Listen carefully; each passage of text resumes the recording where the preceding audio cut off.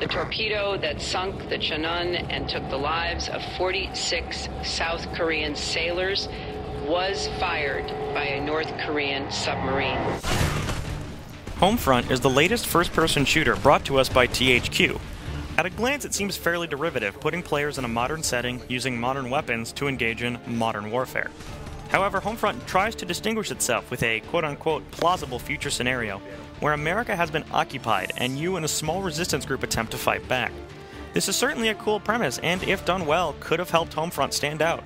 Unfortunately, weak story, derivative gameplay, and bland presentation keep Homefront from being anything more than another subpar game in this crowded genre. Shown via a well-done cinematic chronicling the events over the next 15 years or so, America faces a severe oil crisis, which causes an uprising and rioting in the streets, followed by a virus that devastates the population. While all that's going on, North Korea and South Korea unite to form a republic, and, when America is at its weakest, they invade and occupy most of the country. From there, the game puts you in the role of silent protagonist Jacobs, a pilot who is taken from his home, called a traitor for unexplained reasons, and thrown on a bus to God knows where.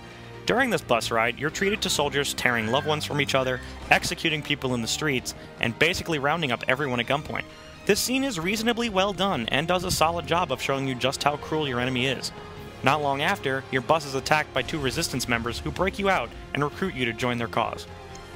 After such a good introduction, it's unfortunate to see that the story is painfully bland and uninteresting, with one-dimensional characters and generic dialogue. This is even more baffling given the game boasts having writer John Milius on board, best known for Apocalypse Now and Red Dawn. It's apparent that Mr. Milius has either lost his touch over the years, or THQ is vastly overstating his involvement. Regardless, Homefront tells an uninteresting tale that is pretty impossible to care about.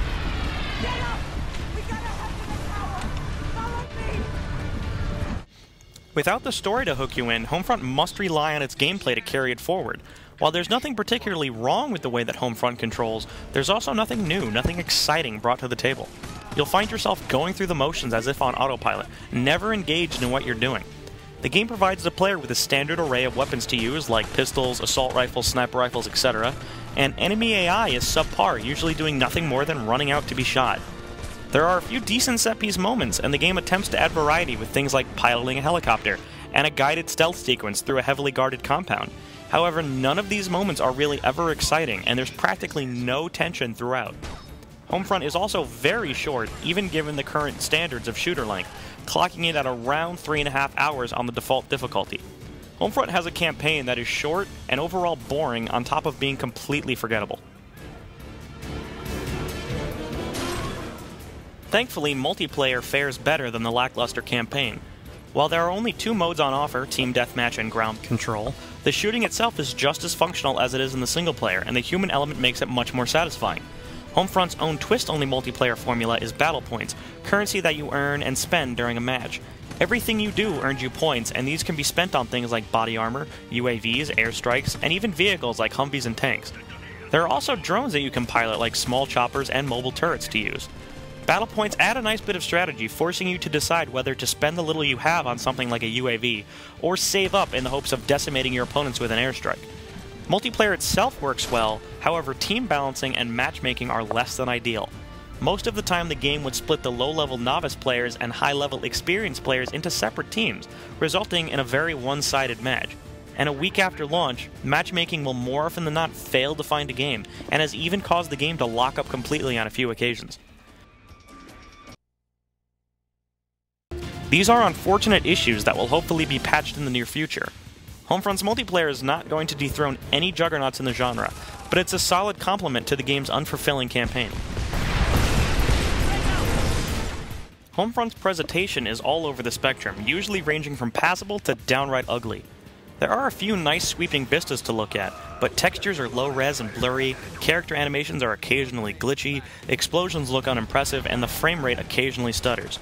The most notable visual oddity is during multiplayer, where objects only 20 feet away from the player will sort of phase in and out of existence depending on your distance to them. It's very noticeable and something that other better games just don't have. Sound design is also hit or miss, with some weapons sounding vastly underpowered, while the knife is probably the loudest weapon in the game, even louder than the explosions. Voice acting is unremarkable, but never bad or hard to listen to. think seeing a plane fall out of the sky would have put guns in their hands. Maybe they're not ready to fight. The only true standout element is the music, which is very well done, even if it's nothing you haven't heard before. Homefront is a major disappointment. Its premise is wasted on lame storytelling, its action is bland and generic, and its presentation is all over the place. Even with its solid multiplayer offering, Homefront is not worth full asking price. If you're desperate for a new shooter and have a weekend to kill, Homefront might be worth checking out. To everyone else, there are much better shooters out there to spend your money on.